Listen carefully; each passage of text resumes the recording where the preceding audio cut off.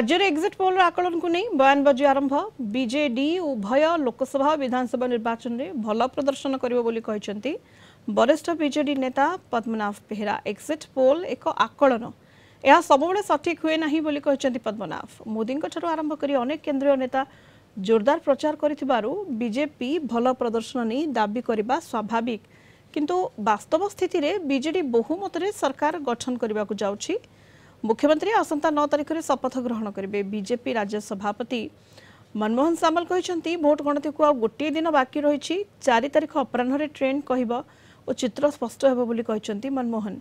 राज्य में कांग्रेस 9 ରୁ 90 होई न पारे, किंतु दल 2019 निर्वाचन अपेक्षा भल करिबो बोली वरिष्ठ नेता तारा प्रसाद बाहिनीपति कहते। केन्द्र में 290 ରୁ 295 आसन और ओडिशा रे 4 ରୁ 5 सांसद पाइब कांग्रेस। केन्द्र में इंडिया मेंट सरकार गढ़िबो बोली कहते तारा। विभिन्न गणमाध्यम माध्यम तो विभिन्न एग्जिट पोल रे आकलन करिसेंती, किंतु एग्जिट पोल जहाँ भी करिछि आमे मोर मतरे निश्चित भाव में विजु जनता दल भल प्रदर्शन करिवो। विधानसभा रे मध्य भल प्रदर्शन करिवो एवं लोकसभा रे मध्य भल प्रदर्शन करिवो। किंतु आमे आम आम आकलन आम जहाँ अनुमान करूँ जो निश्चित भाव में विजु जनता दल भल प्रदर्शन करिवो, लोकसभा रे मध्य भल प्रदर्शन करिवो। विधानसभा तो बहुमत रे निश्चित भाव में सरकार गढ़िबो विजु जनता दल संदेह नहीं। लोकसभा रे मध्य भल प्रदर्शन करिवो। 4 तारिख ट्रेंड सब आस जाइयो, आमे ए समय सब ट्रेंड क्लियर क्रिस्टल क्लियर हो सर्वे कर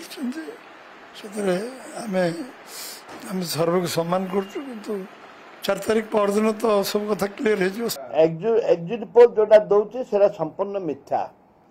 केंद्र रे 291 ରୁ 95 एनडीए आनिबाटा पक्का। ओडिशा रे 4 ରୁ 5 कांग्रेस आसीबाटा पक्का। एडा एमपी रे विधानसभा आमर आसब बहुत हम आकलन करनी किंतु निश्चित भाव में भल हम। केंद्र रे सरकार गढ़े कांग्रेस सरकार गढ़ नेतृत्व इंडिया इंडिया इंडिया सरकार गढ़ संदेह नहीं।